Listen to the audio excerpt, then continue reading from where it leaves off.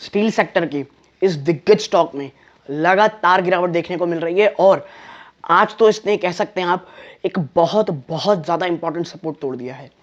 निवेशकों के बीच आप कह सकते हैं एक बार पैनिक का माहौल मचा हुआ है कि क्या स्टॉक में निवेश करना चाहिए, और दूसरी तरफ ऐसे निवेशक भी हैं जो इसे एक बहुत अच्छी अपॉर्चुनिटी मान रहे हैं लॉन्ग टर्म में इन्वेस्टमेंट के लिए। तो ये जो अपॉर्चुनिटी निकल के आ रही है, क्या ये मौका है या स्टॉक से एकदम दूर रहें? क्योंकि जो स्टील सेक्टर है वो कहा जा रहा है बहुत ज़्यादा आप कह सकते हैं कि प्रॉब्लम फेस करेगा, हीट फेस करेगा। आप कह सकते हैं जो ग्लोबल रिसेशन की बातें हो रही हैं और सरकार द्वारा जो कुछ स्टेप्स उठाए गए हैं वो क्या है पूरा मामला, और आखिरी में जो बड़े एनालिस्ट हैं वो क्या कह रहे हैं आपको उसके ज़रूर बात कराऊंगा। क्योंकि देखिए, अगर मैं आपसे कह दूं कि सेल कर दीजिए, बाय कर लीजिए, इतना इजी नहीं होता कोई भी सेक्टर में कि एक दिग्गज कंपनी के ऊपर कमेंट करना। बहुत सारे जो एनालिस्ट हैं वो क्या कह रहे हैं, उनकी राय सुनने के बाद आपको ये डिसाइड करना पड़ेगा कि क्या ये स्टॉक मेरे पोर्टफोलियो के लिए अच्छा है कि नहीं। नमस्कार दोस्तों, मेरा नाम है अमिताभ मिश्रा, बात करने वाला हूं टाटा स्टील की। तो अब विदाउट वेस्टिंग टाइम सीधा आपको लेके चलता हूं मैं टाटा स्टील के शेयर प्राइस की तरफ। तो देखिए, ये टाटा स्टील का शेयर क्या अगर दिखाऊं मैं आपको, तो इसमें देखिए आप आज लगभग 6.35% की गिरावट साफ देखने को मिल रही है दोस्तों। ठीक है, और 900 रुपए को तोड़ना ये बहुत ज़्यादा आप कह सकते हैं कि एक नेगेटिव कह सकते हैं सिनेरियो बन रहा है निवेशकों के बीच, और जो स्टॉक है बहुत बहुत कमज़ोर हो चुका है। कल का दिन बहुत ज़्यादा इंपॉर्टेंट इसलिए होगा क्योंकि क्या 900 से ऊपर ही बाउंस बैक कर पाता है। क्योंकि देखिए, आज सिर्फ स्टॉक में गिरावट नहीं थी, पूरा बाजार बहुत ज़्यादा गिरा था। इसीलिए ये आप कह सकते हैं कि शायद बाजार की इतनी बड़ी गिरावट हो इसलिए इतना स्टॉक गिर गया हो। कल का दिन इसलिए महत्वपूर्ण है, अगर ये 900 से नीचे भी कल भी ट्रेड करता है तो स्टॉक बहुत ज़्यादा वीक हो जाएगा।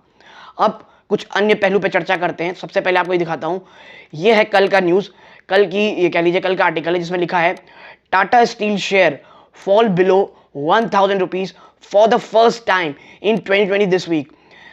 2022 के 6 महीने लगभग पूरे होने को हैं दोस्तों, 1000 को पहली बार तोड़ा था। और देखिए, यही टेक्निकल लेवल्स होते हैं। जैसे ही 1000 टूटा है, आज इसने 900 के लेवल को भी तोड़ करके क्लोजिंग दी है। ठीक है, प्रॉब्लम क्या है, देखिए 3 शेयर्स की बात हो रही है। टाटा स्टील क्या है दोस्तों, one of the big largest steel maker in India, India की one of the largest steel maker है seen a considerable decline its share price over the past few weeks. पिछले कुछ हफ्तों में आपने कमजोरी देखी है।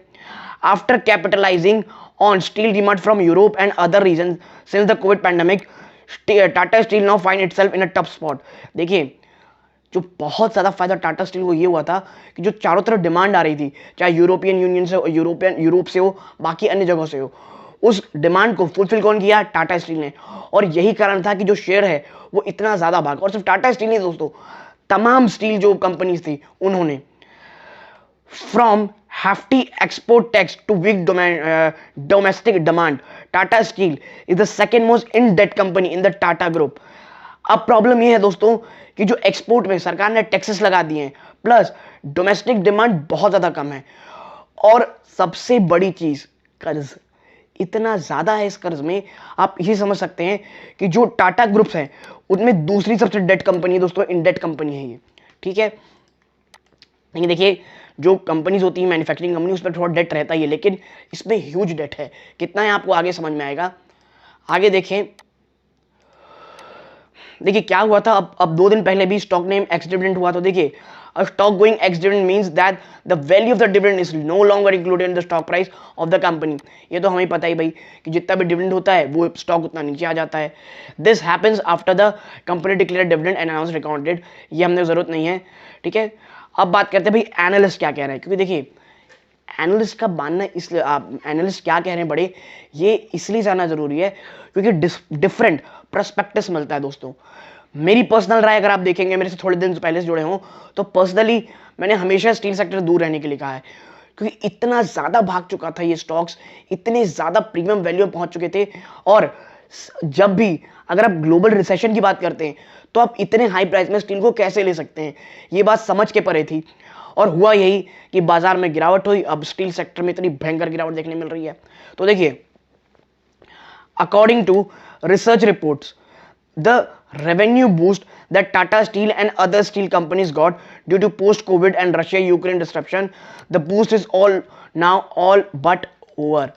जो ये बूस्ट है ये पूरी तरह से अब खत्म हो चुका है दोस्तों।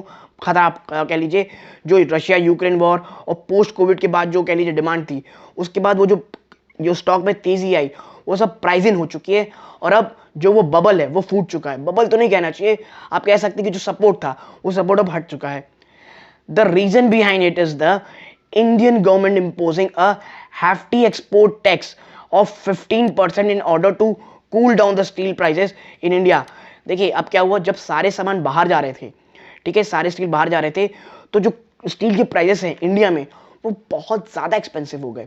और देखिए हुआ क्या, जब वो इतने ज़्यादा एक्सपेंसिव हो गए तो 15% टैक्स लगा, तो जो कह सकते हैं हम जो स्टील कंपनीज हैं उनको बड़ा तगड़ा झटका लगा है।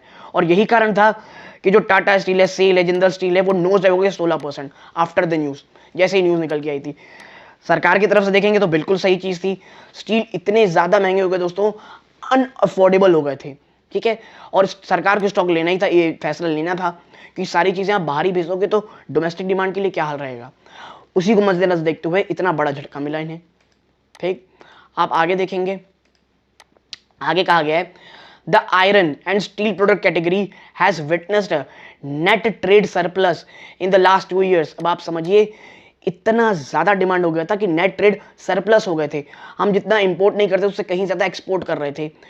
Since the outbreak covid with the total surplus standing at $14.1 billion, यानी समझिए $14.1 बिलियन का हम सरप्लस हो गए थे स्टील के एक्सपोर्ट के कारण, ठीक है।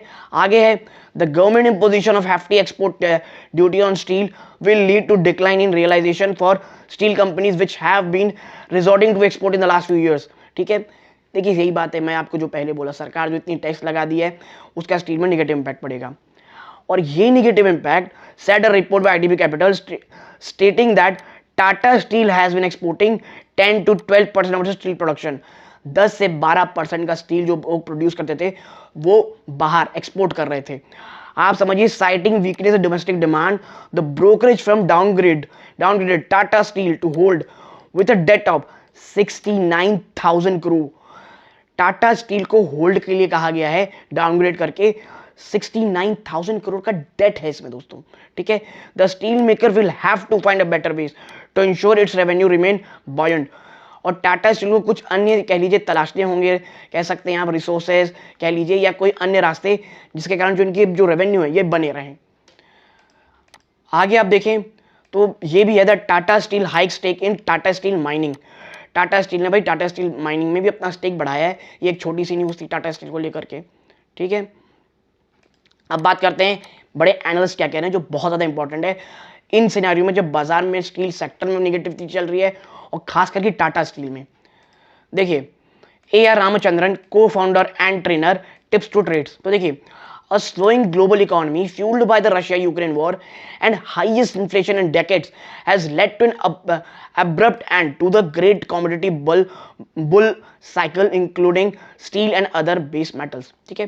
देखिए स्लोअर इकोनॉमी, बहुत स्लो हो रही है, इकोनॉमी बहुत ज़्यादा स्लो हो रही है, और ये चीज़ को फ्यूल की हाई इन्फ्लेशन को, ठीक है, जो पिछले कई 10 सालों में किसी ने नहीं देखी थी। और इसके कारण क्या हुआ, जो कमोडिटी की जो महंगाई थी, जो कमोडिटी प्राइसेस थे वो इतने ज़्यादा एक्सपेंसिव हो गए थे, और इसमें कौन आता है, स्टील और अदर बेस मेटल में, वो अब थमते हुए दिखाई दे रहे हैं। This has led to metal stock in India down by at least 18 to 20% from October peak including heavy weight like Tata steel. और इसके कारण क्या हुआ, जो टाटा स्टील थे वो ऊपरी स्तर से बहुत ज़्यादा गिरे, ठीक है। Technically tell Tata doesn't close above 1018, we could see lower dip till 930। ये तो 930 की बात करें दोस्तों, स्टॉक तो आज 900 को भी तोड़ दिया। और मैं इसीलिए कह रहा हूँ कल का दिन बहुत ज़्यादा इंपॉर्टेंट है। 900 का लेवल टाटा स्टील के लिए बहुत बहुत इंपॉर्टेंट था, ठीक है। अब बात करते हैं Tirthankar Das, head of technical research, Ashika group की। देखिए the metal index for the last 2 months had been on a corrective decline and in space Tata Steel continued to underperform with a decline of more than 25%। जो metal index है पिछले 2 महीने से वो pressure में था दोस्तों, डिक्लाइन में था, वो तो दिख रहा था। और टाटा स्टील जो था वो 25% तक टूट चुका है। On the technical front Trend clearly remains in favor of the bears with consecutive lower low formation among oscillator. The daily 14 period RSI has recently generated a sell signal. देखिए इतना ज़्यादा मैं डिटेल में नहीं जाऊंगा, मेन ये है कि वीकनेस थी जब ग्लोबल, मैं फिर कहूंगा कि जब ग्लोबल सिनेरियो में आप वीकनेस की बात कर रहे थे तो स्टील के प्राइसेस इतने ऊपर रहने की कोई तुक नहीं बनती थी, और ये जो गिरावट आप देख रहे हैं ये उसी चीज़ों को प्राइस इन करने का है रास्ता है। टेक्निकलिटी में बिल्कुल मैं कहूँगा 1000 के ऊपर जब तक टाटा स्टील नहीं जाता मुझे कोई बहुत ज़्यादा मजबूती नहीं दिखती स्टॉक में, ठीक है। आगे देखेंगे Ravi Singhal vice chairman GCL security limited का कहना है, after the result were release the government reduced import duties which impacted more margins in the upcoming quarter result. We believe it can go up to 800 levels, but those level are excellent for investing. 800 तक भी ये जा सकते हैं levels, लेकिन investment purpose के लिए वो बहुत बहुत ज़्यादा अच्छे होंगे। आगे है मनोज डालमिया का कहना है, टाटा स्टील ट्रेडिंग नियर 997। जब इन्होंने ये बात की थी तब वो 1000 के आसपास ट्रेड कर रहा था। The stock might plunge to further level due to export duty on steel inflation and increasing interest rate globally. As the steel industry is highly leveraged, the debt might become costlier, leading to higher interest expenses. एक और reason जो मैं भी भूल गया था आपको बताने, इंटरेस्ट रेट बहुत ज़्यादा बढ़ रहे हैं। ऐसे में वो कंपनीज जो बहुत ज़्यादा डेट में हैं उनका जो इंटरेस्ट पेमेंट है वो थोड़ा एक्सपेंसिव हो सकता है, प्लस उन्हें अगर जो नया डेट लेना हो वो एक्सपेंसिव हो सकता है। तो ये ऐसी कंपनी जैसे स्टील इंडस्ट्री जैसी जिन्हें डेट लेना पड़ता है उनके लिए एक बहुत नेगेटिव न्यूज़ है, ठीक है। प्लस इन्फ्लेशन बहुत ज़्यादा हाई है, ये तमाम चीज़ें डिमांड पे डेंट कर रही हैं और यही कारण है कि स्टॉक इन तमाम चीज़ों को प्राइस इन कर रहा है। We expect the stock to reach 885 to 837 levels on the downside, which can be a good place to accumulate. और देखिए 885 से लेकर 837 तक स्टॉक जा सकता है, और देखिए आज इसे 900 तोड़ा भी है, तो शायद कल या परसों आपको ये स्टॉक इसके आसपास ट्रेड होता हुआ दिखाई सकते हैं।